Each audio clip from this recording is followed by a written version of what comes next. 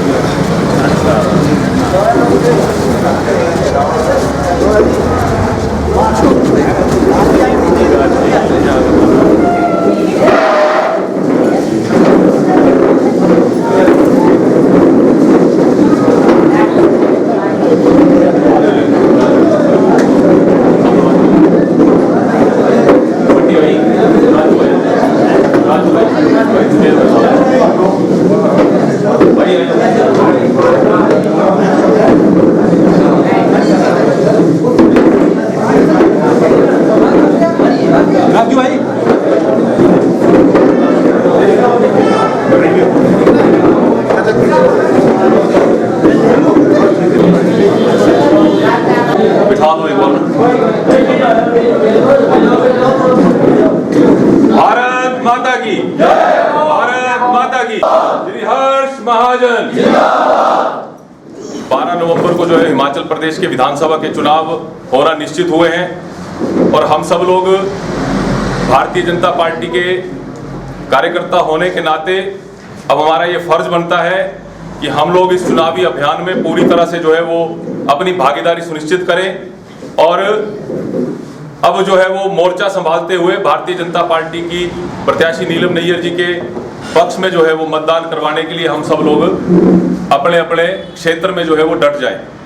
इसी कड़ी में पिछले 2 दिन से श्री हर्ष महाजन जी चंबा जिला के प्रवास पर हैं।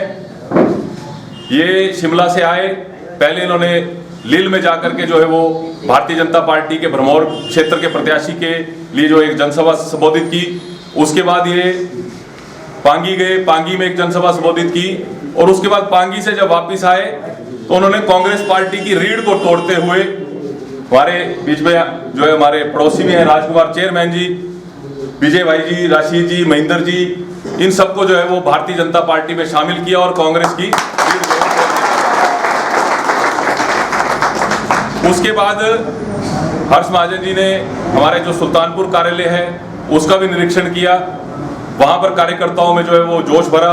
उसके बाद शाम को जो है वो चुनाव समिति की बैठक भी ली और कल से भी जो है वो कल सुबह से शहर में विभिन्न बैठकें करते हुए कल साहू में एक बहुत बड़ी जनसभा को श्री हर्ष महाजन जी ने जो है वो संबोधित किया। उसके बाद जो है वो शाम को सरोल में एक बड़ी बैठक का आयोजन किया गया और उसी कड़ी में जो है वो आज ये इस क्षेत्र की बैठक जो है उसमें हमारे बीच में आए हैं। ज़्यादा समय नहीं लेते हुए मैं सीधे श्री हर्ष महाजन जी से निवेदन करूंगा कि वो भारतीय जनता पार्टी के कार्यकर्ता। चंबा की दिलों की धड़कन श्री हर्ष महाजन जी, आप सभी जानते हैं कि ये 3 बार चंबा इसी की क्षेत्र से विधायक रहे हैं और मंत्री रहे हैं। जो विकास कार्य हर्ष महाजन जी ने करवाया आप सभी भली भांति जानते हैं। मंच पर विराजमान हमारे जय सिंह जी जो कि उपाध्यक्ष हैं SC/ST मोर्चा के, मनोज जी जो जिला परिषद है, आप जानते होंगे इनको भी। मैं भी इनकी जगह इसी वार्ड से जिला परिषद रहा हूँ। विजय जी, अंडा जी और विनायक राणा जी, आप सभी जानते हैं कि आज हमारे लिए वो दिन आ गया है कि जो लड़ाई हमने अब लड़नी है उसके लिए हमें तैयार होना पड़ना है। और तैयार ऐसे नहीं है, जब हम महाजन जी के साथ कांग्रेस में भी थे तब भी हम वही लड़ाई लड़ते थे, और आज हमने भारतीय जनता पार्टी ज्वाइन की है, तो मैं उस जुगली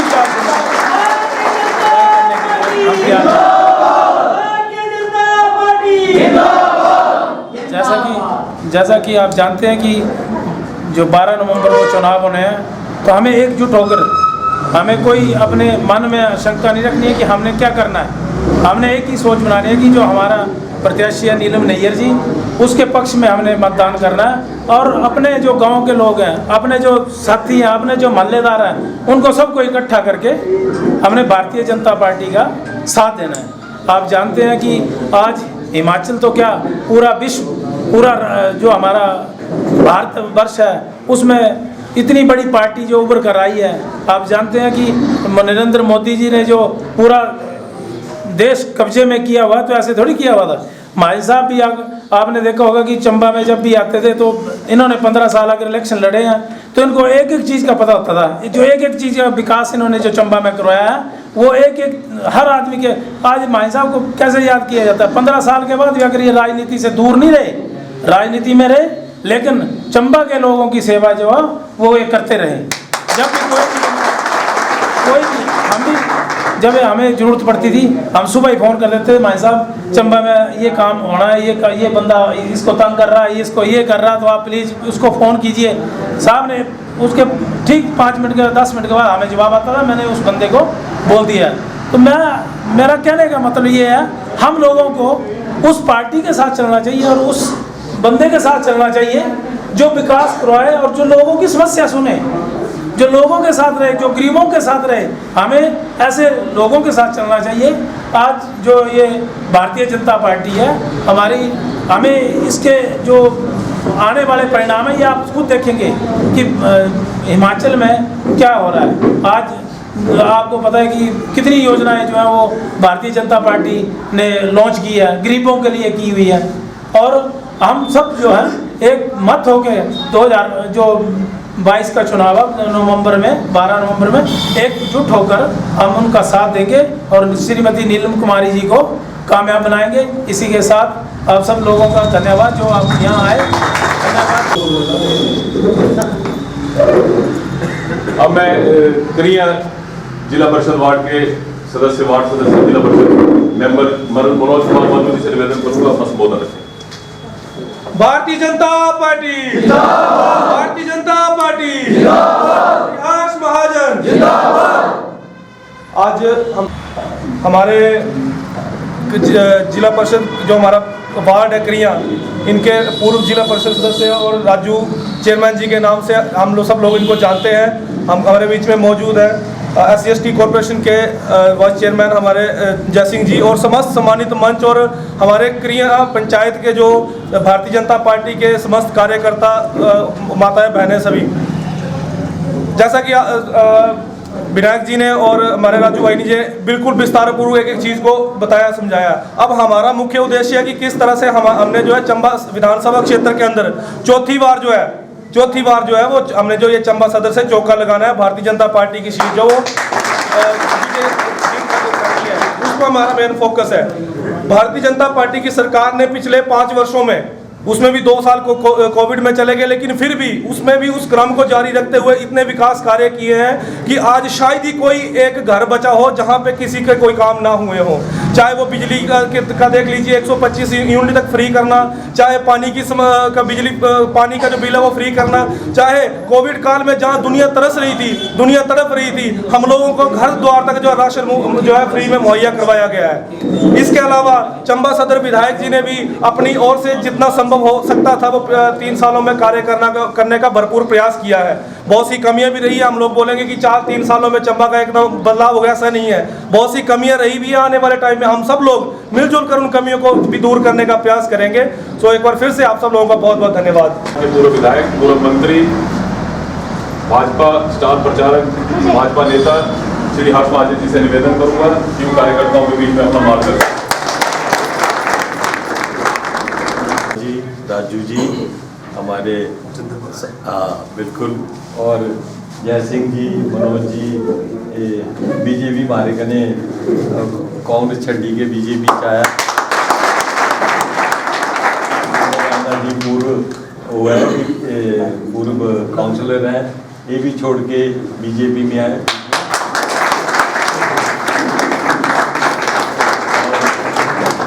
हमारे साथ यहाँ जितने यदु भी है, चन्नी जड़ा छड्डी क्या है, और यहाँ सारे बुजुर्गों, हमारे बीजेपी के सारे उच्च पदाधिकारीगण, या आप सब मेरे बुजुर्गों, बहनों और भाइयों, और बीजेपी के सारे वर्कर्स, मुझे बड़ी खुशी है कि मेरे को आपके बीच में आने का मौका मिला, और अब मैं धन्यवाद करता हूँ आपका कि आपने कुछ टाइम निकाला हमारे विचार सुनने का। वैसे तो मैं कोई नया आदमी तो है नहीं तुम्हारे वास्ते, बड़ा पुराना सी चंबे का इतिहास रचिया है, और 1993 का मैं रेगुलर MLA रहा, और 3 दफ़ा तुसी जीत भी हासिल दिलाई। कैंडिडेट कोई भी थे पर जीत हमारी हिंदी रही। ये नहीं कि मैं उसका बाद नहीं बनी सकता था, मैं उसका बाद भी बनी सकता, आज भी लड़ता था, आज भी बनी सकता था।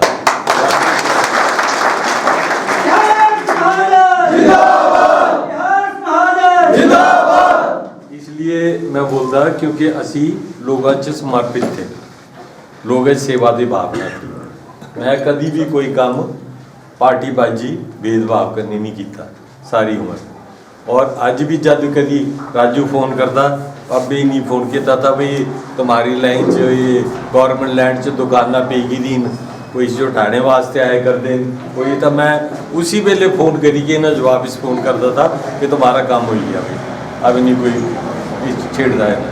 इतना दुकान दुकाना पुटी जानी थी सारी जी अगे गवर्नमेंट लैंड चाहिए थी, जब प्रोजेक्ट वाले ने पंगा पाया। तो गल ये है कि भारतीय जनता पार्टी फ्यूचर की पार्टी है, अगली पार्टी फ्यूचर की है। जी हाँ, मोदी जी, अमित शाह जी, आज हमारे ही स्टेट का नड्डा जी राष्ट्रीय अध्यक्ष, ये बड़ी बड़ी गल है। और कांग्रेस च वीरभद्र के जाने के बाद तक खत्म हो गया था काम, बिल्कुल जीरो ही थी, और उससे ना कोई सोच है, ना ही कोई विजन है, और लीडर पैदा हो गए, वर्कर खत्म हो गए। जेडे वर्कर ने ना उसी की कार्यकारिणी बनी गई थी, 500 आदमी तो स्टेट से बनाई छड़े होता, और कोई ऐसा काम नहीं आवे कि कांग्रेस का तो ऊपर भी खाली हुई जाए भारत इंडिया की लैवल पर, उत्थे भी कांग्रेस पार्टी का कोई नेतृत्व नहीं दिया, कोई खड़के बनाई था, पता नहीं उस कोई जानता नहीं पहचानता नहीं। मैं तो 40 साल च मिले नहीं उस घोड़ा ये है कि मैं तो कांग्रेस पार्टी का अध्यक्ष था ना, सबका बड़ा होता था मेरे का। जब मैं देखा कि इतने तो टिकट भी सारी बेची जा रही हैं, इतने तो पैसे का खेल चली गया, और इतने अब नैतिकता नाम की चीज़ नहीं रही। फिर दिल्ली नड्डा जी मेरे कन्ने काम करते थे, असी दोनों MLA से कट्टे, असी दोनों एक वो मिनिस्टर थे तो मैं MLA था, मैं मिनिस्टर था तो वो MLA थे। तो जाए कि मैंने तो काम दिखा भाई, तो वह 24 घंटे काम चलता है ना पार्टी के वास्ते। मैं अमित शाह जी जो मिलिया, मोदी जी दे दिखा, मैं इन्हें जो भी नड्डा साहब के घरे भी दिखा। नड्डा साहब का जी कोठी है ना, इतनी बड़ी कोठी है, आप रहते 4 कमरे, जेड़े बाकी कोठी है उस सारे भारतीय जनता पार्टी के कार्यकर्ता ही रहते। भारतीय जनता पार्टी के जेड़े चलाए करते हैं पार्टी, कोई काम करते। गल ये है कि ये थोड़ा हिंदुस्तान कैप्चर किया बीजेपी ने आजकल कितनी स्टेटा अभी कैप्चर कर ली थी। अभी मेरे ख्याल 12 स्टेटा कितने बीजेपी आई थी। तो इस वेले अगली दफा मैं समझता 2024 तक मोदी जी हैं तक, पर 2024 के बाद भी की आदमी आना, मोदी जी आने हैं क्यों आने, पाकिस्तानी भावना का नहीं काम करते, दुआ ईमानदारी का नहीं काम करते, दुआ उन्होंने संगठन मजबूत किया है, संगठन मजबूत किया है।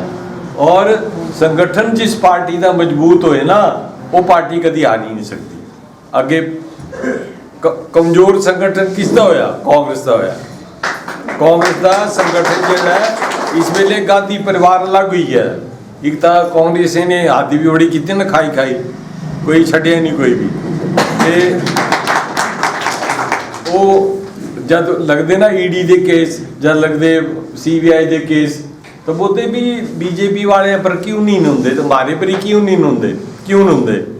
जब खाया तुसी तो बीजेपी तो तुम्हारे भारतीय जनता पार्टी भारतीय जनता पार्टी च ईमानदारी है, भारतीय जनता पार्टी च सोच है, भारतीय जनता पार्टी का संगठन मजबूत है, भारतीय जनता पार्टी की पूछ है और डिसिप्लिन है सबके बड़ी का। तो ऐसी पार्टियां आगे जाएंगी ना, जब कांग्रेस से करप्शन हो जाए, जब नेतृत्व भी खत्म हो जाए, हर डिस्ट्रिक्ट का बनी बैठा CM। कल मैं ये था पोस्टर दिखता कि मनीष तिवाड़ी जी आए उत्थे बनी के, बोले आशा कुमारी भी CM बन सकती है। वो बड़ी सजा हुई थी, सजा की है बनी सकती CM है। कोर्ट का चंबे कोर्ट का सेशन जज ने सजा की थी, जेल जाने का बच्चे कर दिया, हाई कोर्ट का स्टे है, उड़ जाना किस दिन बेल पर है, बाहर उड़ जाना तो अंदर ही जाना। तो कन्विक्टेड आदमी भी कभी CM बनी सकता। ऊपर का बोली के कहूँगी मनीष तिवाड़ी, मनीष तिवाड़ी कौन है? जड़ा कांग्रेस की गांधी फैमिली का दुश्मन है, G23 का मैंबर है। ये वो बोली के क्या गल, मतलब कोई ये समझते कि हले भी जनता जी है ना उसका बेवकूफ़ बनाते जाओ। ये नहीं पता कि अजकल मोबाइल च सोशल मीडिया च एक मिनट की खबर आए करती है, एक मिनट से सारी सच्चाई और झूठ बाहर निकले करता है। एक काउंटर करता, दूसरा काउंटर अटैक कर देता। तो गल ये है कि भाई अगर हमारे जैसा आदमी 45 साल का बाद एक पार्टी का दूसरी पार्टी का है, तो इसका मतलब ये पार्टी की कोई खूबी है और उस पार्टी की कोई नाकामी है। अच्छी चंबे की अभी गल है, इतने मोदी जी की रैली हुई, मोदी जी रैली हुई इतने चंबे, ऐसी रैली कभी ना हुई ना कभी होनी है। मेरे ख्याल 1 लाख आदमी उस दिन, चार जवान बड़े छोटे तक बिरी गए, सारे बिरी गए।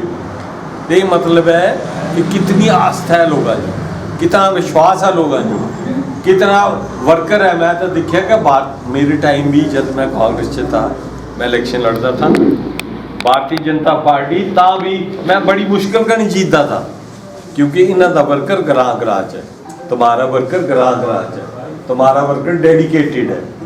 तो डेडिकेटेड वर्कर है। चौहान साहब 3 जीते, फिर ये उसका बाद पवन जराइया ये जीते, मेरे बाद तो कोई जीतिया ही नहीं कांग्रेस का, ना ही कदे जीतना है।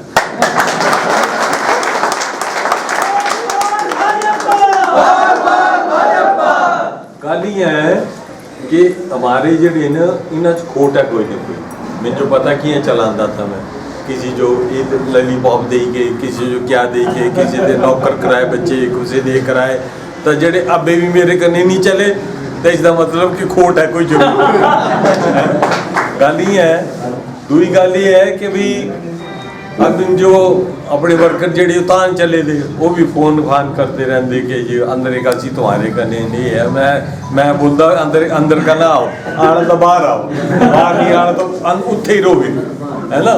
तो गल ये है कि मुझे पता है कि चंबे च भारतीय जनता पार्टी का ग्रास रूट लेवल का वर्कर तुम्हारे जैसा ग्रां ग्रां च बसे दा, ग्रां ग्रां च है। कल मैं सौ गया तो मैं जो अपना समझता था पहले कांग्रेस च, उत्ते देखे तो वो तो सारे बीजेपी के वर्कर थे और ग्रां ग्रां फैले देते।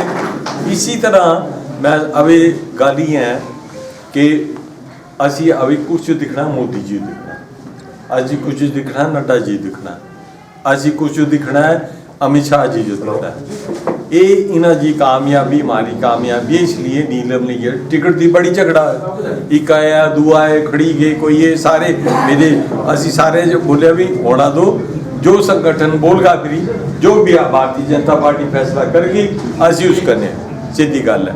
तो गल ये है कि अब फैसला हो गया नीलम नैयर जो टिकट मिली और अच्छी गल है, चलो लेडी है एक तो और बड़ा अच्छा तजर्बा है काम करने का, कमेटी की भी प्रधान है और इन्होंने आगे जरा काम करने का तरीका भी आई गया है ना।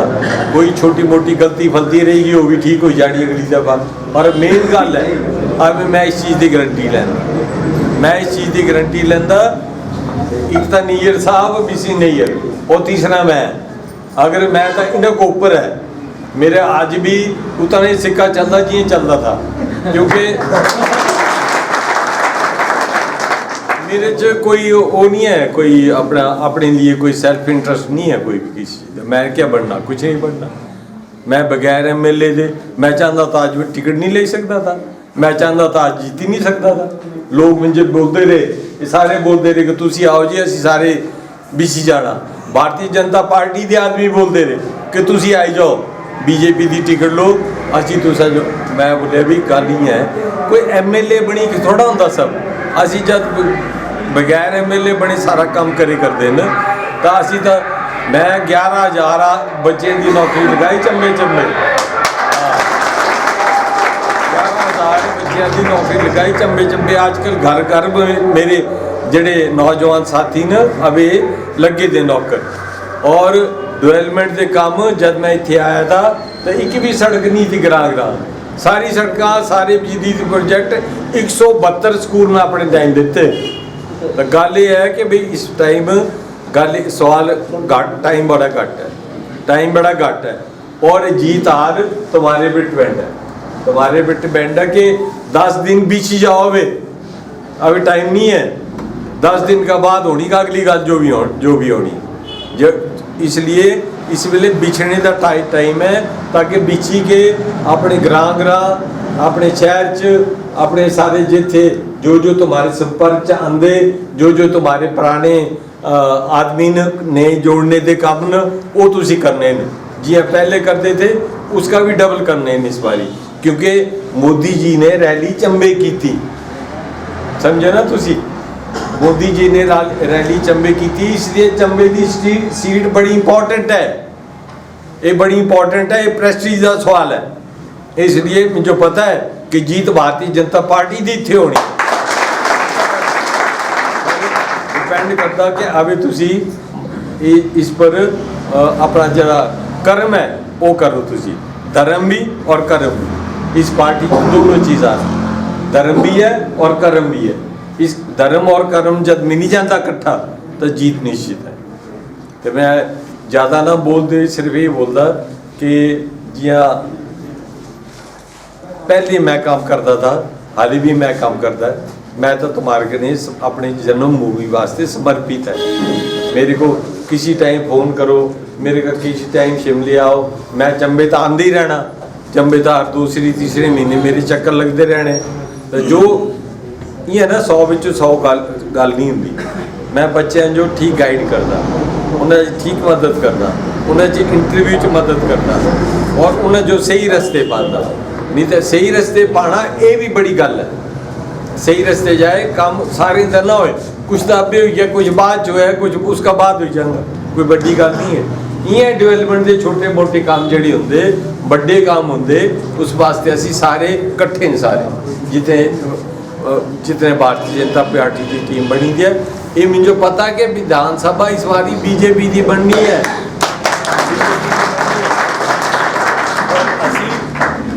अपनी जान पहचान दे होने कन्ने अपना उस कन्ने सारा करने मिली के असी काम बड़े का बड़ा छोटे का छोटा सब कराई सकते हैं। इस वेले जब मैं करने है तुम्हारे और मैं गारंटी लैंदा तुम्हारी, तुसी इस वेले और भारतीय जनता पार्टी का एक वर्कर बनी के काम करगा। मैं इस वेले सबका जूनियर वर्कर है तुम्हारा, पर जेड़ा है कि काम कराने का तरीका मैं जो आंदा किए काम कराना, किए मैं काम किया किए है और किए कराना, ये चीज़ समझ नहीं थी है कोई छोटी मोटी गल होंगी, कुछ नीलम नैयर करगी, कुछ पवन नैयर करगा, कुछ विनायक करगा, कुछ हमारे चेयरमैन साहब करगे, कुछ वार्ड मेंबर करगा, कुछ जय सिंह जी करगे। असी सारे मिली के हमारी एक बड़ी अच्छी टीम चंबे बनेगी, बहुत अच्छी टीम बनेगी। अगे का फ्यूचर हमारा सिक्योर है, ये मैं तो समझो इतना ही गुजारिश करना चाहता और धन्यवाद करना चाहता कि बैठे हुए। और 10 दिन जी मैं तो सही बोलिया, ना रात दिखना ना सवेर दिखनी। अगर अबे भी ऐसी पार्टी जो 10 दिन नहीं दे सके तो फिर हमारा क्या पार्टी का संवाद जड़ा है वो क्या। अभी नाराजगी किसी करनी कोई नाराजगी नहीं, अभी मोदी जी दिखना उन्हें जो असी सफल करना, बस ये साहब मेरा ये गुजारिश है तुम्हारे करें। धन्यवाद, बड़ा बड़ा धन्यवाद। पूर्व में रहे पशुपालन मंत्री श्री हर्ष महाजन जी और भाजपा के सारे समस्त कार्यकर्ता जो इतने कम समय पे हर्ष महाजन जी ने यहाँ पे उनका हौसला बढ़ाया है, उसके लिए तहे दिल से धन्यवाद करता हूँ।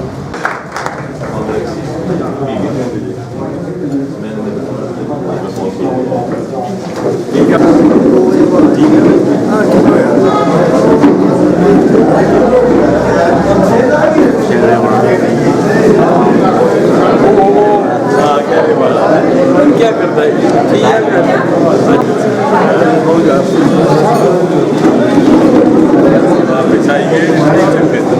बिल्डिंग में नहीं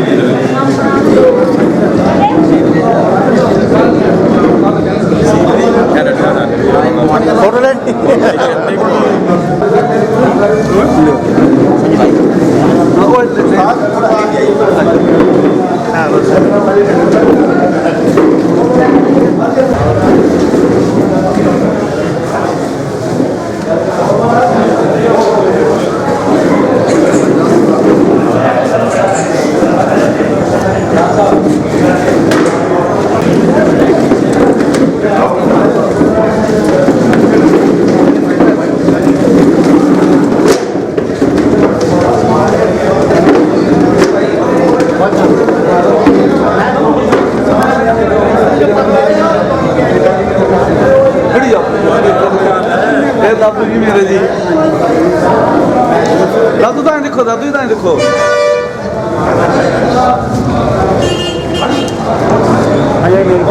चल चल खड़ी, जल्दी खड़ी, खड़ी जाओ, खड़ी जाओ।